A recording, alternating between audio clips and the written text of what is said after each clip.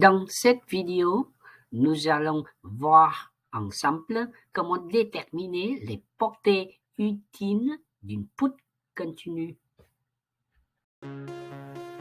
Si cette vidéo vous a plu, n'oubliez pas de vous abonner, ça ne coûte rien. Promis, activez la cloche. Oui, c'est fait.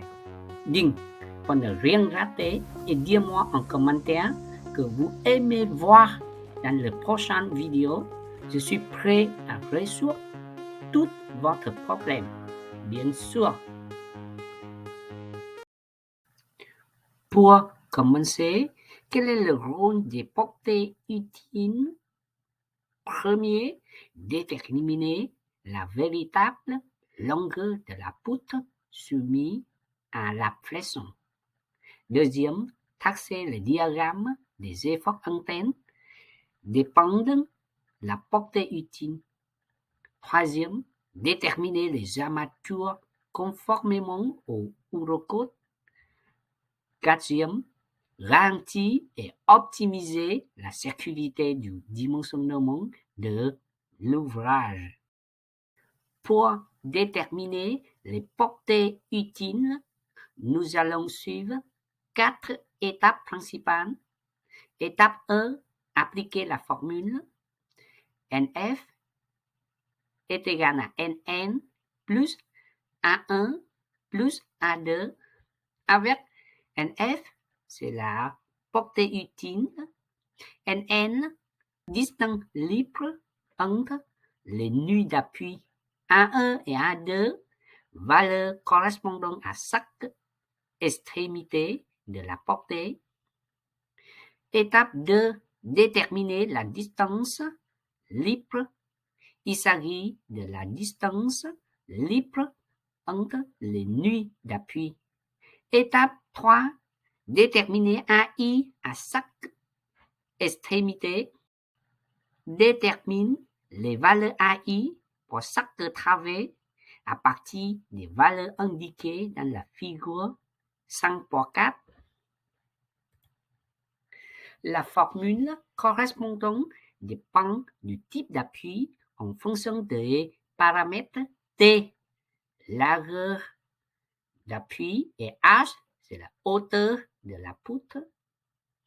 Nous avons Ka, c'est correspondant avec les éléments isostatiques comme poutre simple, Kb, élément continu comme poutre continue, Kc, appui considéré comme des encadrements parfaits comme porte-à-faux, Kd, présence d'un appareil d'appui comme appui élastomère, Ke, consonne comme une poutre continue avec extrémité en consonne.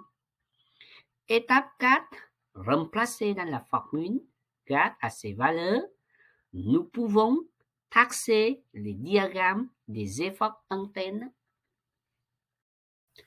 Maintenant, on va passer l'exemple. Nous avons une poutre continue de travers.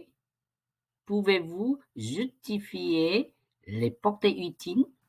Je vais isoler la poutre 1 et 2.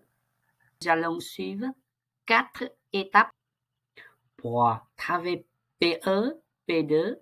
Étape numéro 1, appliquer la formule NF est égal à NN plus A1 plus A2.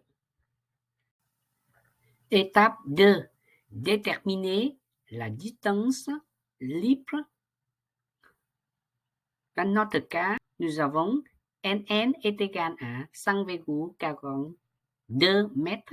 C'est la distance libre entre les nœuds d'appui P1 et P2.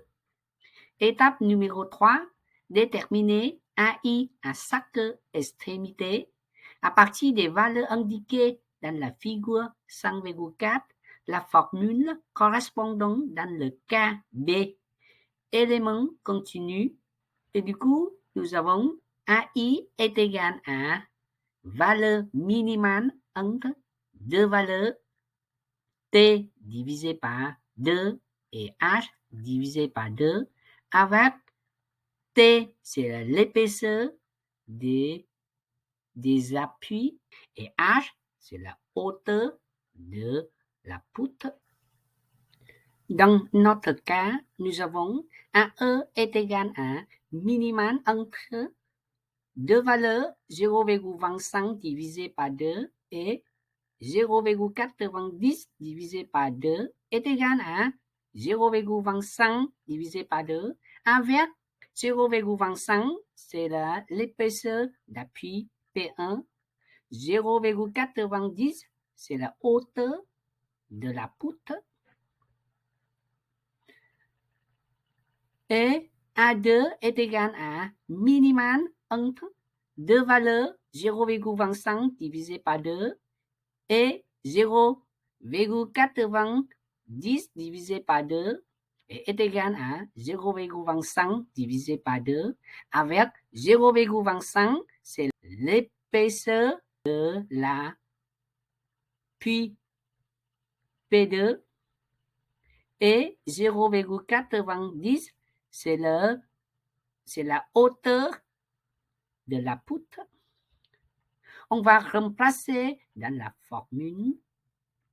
Nous avons trouvé NF est égal à 100,42 plus 0,25 divisé par 2 plus 0,25 divisé par 2 est égal à 100,67. C'est la longueur portée utile pour le travers numéro 1 de la poutre.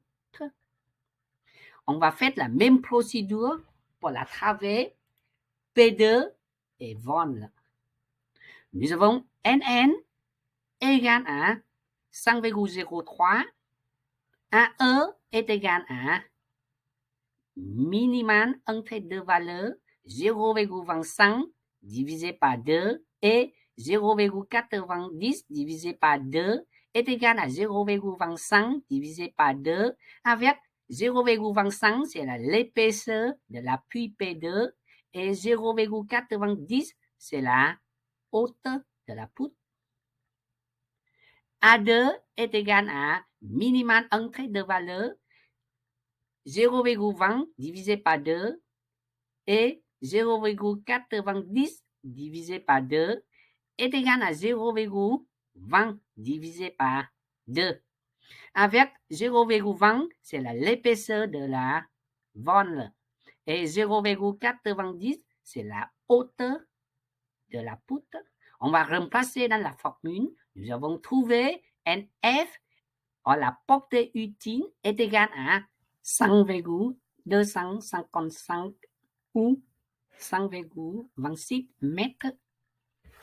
Ce sont les portées utiles pour les travers 1 et 2 de la poutre tenue. Si cette vidéo vous a plu, n'oubliez pas de vous abonner, ça ne coûte rien. Promis, activez la cloche, oui, c'est fait, ding, pour ne rien rater et dire-moi en commentaire que vous aimez voir dans la prochaine vidéo. Je suis prêt à résoudre tous vos problèmes. Bien sûr,